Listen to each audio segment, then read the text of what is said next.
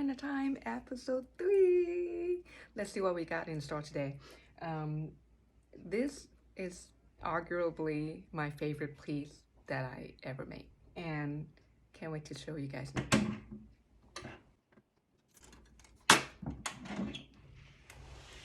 Here we are. It is a humongous locket necklace that I made in college, obviously, because I actually don't really do enamel anymore, but this is made when I was taking the enameling class, which I also really love, which is also something that I probably should get back into at some point. So this is a face,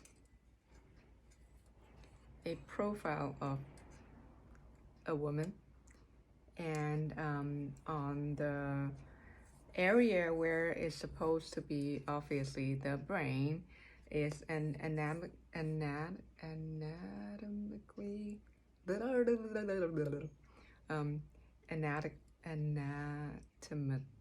I can't say that word, is a heart. Random thing that I noticed when I was doing this is that blue is not in my color palette back then for some reason. Like, I had a whole spectrum of which I thought of all the colors until I had to do this, and I needed to do the blue vein part, and I looked through my color and I don't have any blue, nada. And I don't know why. Now lately I am quite into the aqua and blue-green palette, but that's like many years later. This is made probably in 2006 or 7, I imagine, somewhere around then. So it's been a while. But yeah, I guess like taste change and color palette also changed. This is like actually cracking a tiny bit, which breaks my heart a little, but it's still holding on. If anything, I could fire it and melt it down, I guess, a little bit, but I probably wouldn't risk it, because every time you fire this, the detail get lost a little bit, and I spent a really long time getting it right, or as close as what I want it to be, you know, as close as my drawing as possible. And so let's review this. There's like the little clasp which I work into the eyelashes area, and the back is really exciting too, and I'll show you in a minute. So this opens up very carefully, opens up like this. Ta-da! And this part, I guess I could have like put something interesting there, but instead I just wanted the focus to be on here, so I kind of just left like the fire scale in there, which is like a, you know, what you get when you heat up copper. It gets all this like crazy pattern, and I just left it on there.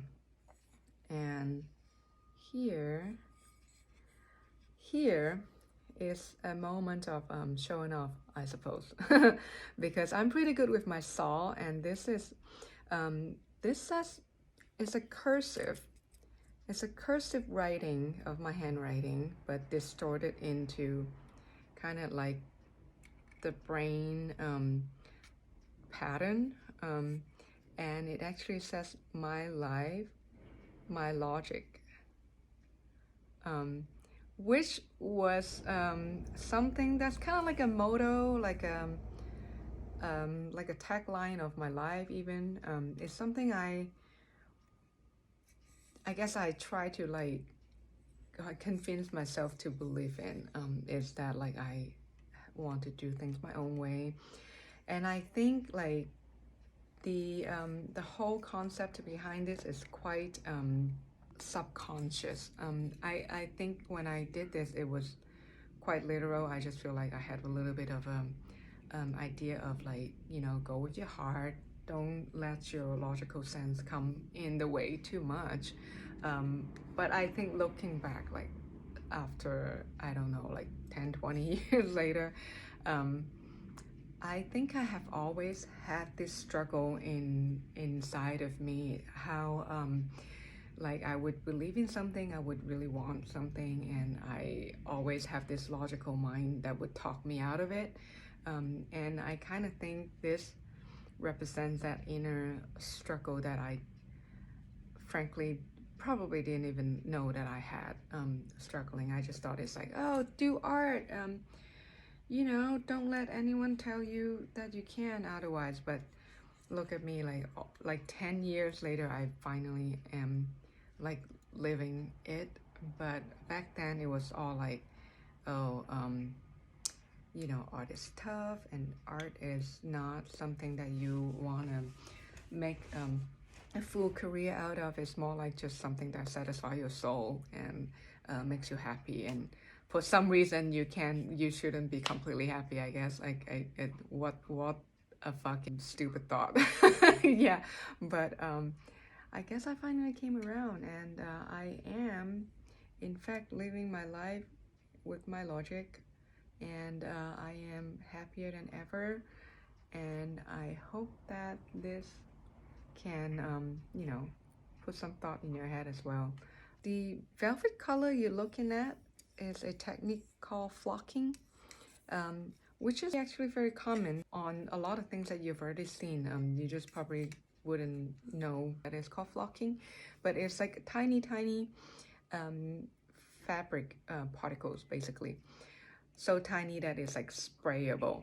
So all you have to do is put an adhesive paint coat down, and then you spray the fabric on top, and it becomes all this fuzzy thing, which is what you see a lot of time in inside of a jewelry box. Makes it kind of luxury and just lovely texture, and you know that you want to touch. Yeah, me and my touching sensation. I'm always touching things, always like feeling things. So, and then the back, I chose a very super contrasty color, the shiny black, which actually makes this technically a double-sided piece, because you know you could wear it either side. You could wear it like this. I don't know who would. I want to, but yeah. So it is funny that nowadays I'm doing jewelry, and it is kind of you know, work a little against my style, because nowadays the trendy stuff are all minimalistic, like, you know, little wire, little piece of you know, like dainty stuff. And like this, look, compared to this what I used to make, this is tiny teeny, but I guess to a lot of people this is a statement piece already. So this is something that I had to learn like in a hard way after graduating. But yeah, I myself, as a semi-petite person, love things big and bold and loud and in your face. Yeah, so this is what I'm into. Maybe now that I'm living my truth, maybe I'll go back to something crazy like this soon. But it is always fun to look back and see what my head was at, or in this case, where my heart was at back then. It is still, a lot of it still relate to me now every day.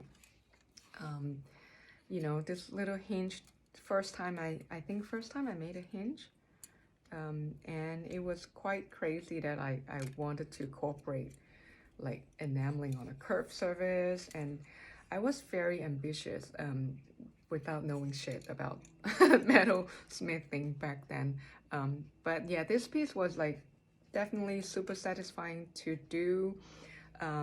Love the outcome, love the process. I learned so much stuff when I was making it. And yeah, like even though there's like, obviously, because this is a, you know, a learning piece, so there's a lot of like little things that I cringe about right now when I looked at it, but overall I still love the heck out of this piece. It's just like definitely one of my um, all-time favorite. Maybe I'll wear this today to like, I don't know, grocery shopping or something. Why not? Yeah. So here it is. Thank you for watching. Hope you enjoyed this. And I'll show you more on the next episode. Bye bye.